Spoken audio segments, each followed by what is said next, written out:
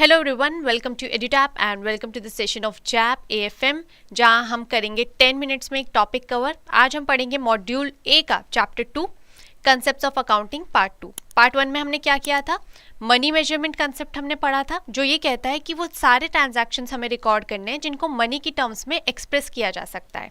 And next is business entity concept. Business entity concept कहता है कि जो बिजनेस ओनर है और जो बिजनेस है, ये दोनों सेपरेट एंटिटी हैं। इनका फाइनेंशियल स्टेटस अलग है, ये अपने अपने नाम पे ट्रांजैक्शन कर सकते हैं, अपने अपने नाम पे लैंड परचेज कर सकते हैं और केस भी कर सकते हैं, और कोई और इन पे भी केस कर सकता है। Now next is going concern. Going concern हमें कहता है कि जो हमारा बिजनेस है वो एक लंबे टाइम तक चलते रहेगा, बीच में बंद नहीं होगा, ऐसा हम इसमें अजम्पशन करते हैं। And next is accounting period. ये क्या होता है आज हम पढ़ेंगे। तो अकाउंटिंग पीरियड कंसेप्ट जो है ये हमें बताता है the span of time at the end of which the financial statements of an enterprise are prepared. एक ऐसा टाइम जहाँ पे जिसके ख़त्म होने पे हम फाइनेंशियल स्टेटमेंट प्रिपेयर करते हैं। यूजुअली ये 1 ईयर का होता है।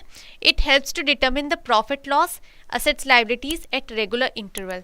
एक लिमिटेड टाइम के बाद एक एट रेगुलर इवेंट पे, रेगुलर इंटरवल्स पे हम profit and loss and assets और लायबिलिटीज़ का एक सेटअप रखते हैं। बेसिकली हम ये कैलकुलेट करते हैं कि कितनी हमारा प्रॉफिट है या कितना हमें नुकसान हो गया, कितने हमारे पास एसेट्स हैं और कितनी लाइबिलिटीज़ है।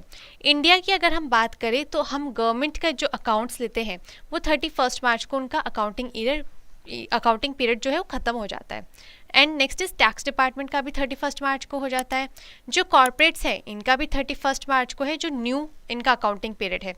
जो रिजर्व बैंक ऑफ इंडिया है उनका 30 जून को ख़त्म होता है। और जो एग्रीकल्चर डिपार्टमेंट है basically different crop years depending on harvest season. तो ऐसे ही हर कंट्री का, हर डिपार्टमेंट का अलग अलग अकाउंटिंग पीरियड होता है, जिसके ख़त्म होने पे वो अपनी सारी स्टेटमेंट्स को रिवाइज करते हैं। ये पता करते हैं कि हमने इस ईयर में कितने पैसे कमाए, कितनी हमारी एसेट्स हैं और कितनी लाइबिलिटीज़ है।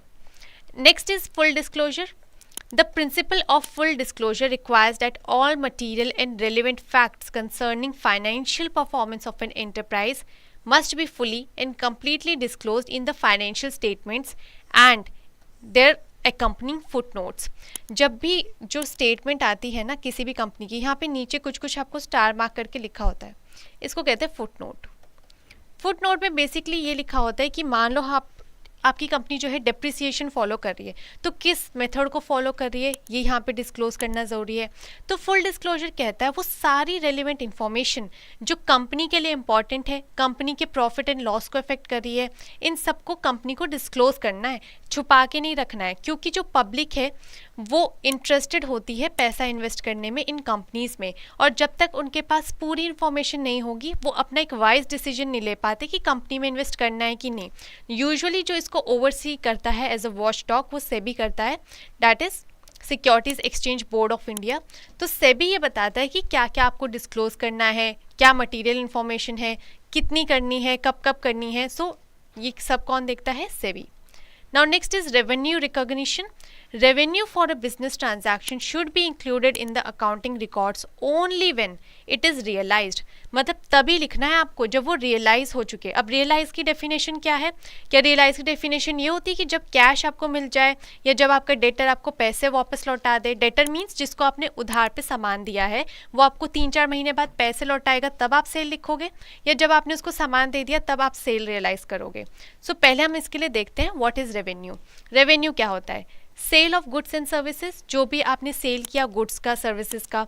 Use of the enterprise's resources yielding interest, royalties and dividends.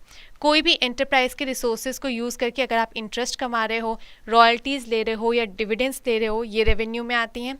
तो रेवेन्यू रियलाइजेशन क्या होता है? अब revenue is assume to be realised when a legal right to receive it arises.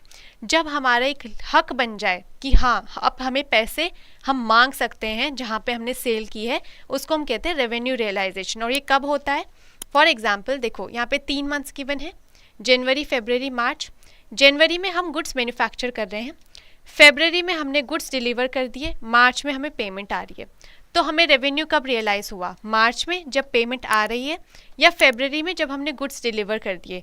तो हम कब मानेंगे रेवेन्यू रियलाइजेशन? जब हमने गुड्स डिलीवर कर दिए, ना कि तब जब हमें पेमेंट मिली है। नहीं, पेमेंट तो आ जाएगी बाद में, उसकी कैश रिकॉर्डिंग हो जाएगी, बट रेवेन्यू तब रियलाइज हुआ जब हमने गुड्स डिलीवर कर दिए। ओके, सो ये 3 कंसेप्ट हैं। आई होप ये 3 कंसेप्ट आपको क्लियर हुए हों। See you in the next session. And उससे पहले जो हम PYQs करेंगे 2 सॉल्व, जो आप मुझे आंसर करेंगे कमेंट बॉक्स में। So as per dash concept, it is assumed that the business will continue to exist for a long period of time. Conservatism, consistency, business entity या गोइंग कंसर्न, आप इसका answer करेंगे। Next is which of the following transaction shall not be recorded in the accounting book, इसमें से कौन सा transaction हमें record नहीं करना है। Compensation paid to worker due to injury in office, Ram, the debtor who is now declared as bad debt, adverse effect of a company due to ill health of CEO या D, all of the above. So that's all for today and आप इन दोनों question का answer करेंगे comment box में। Thank you so much.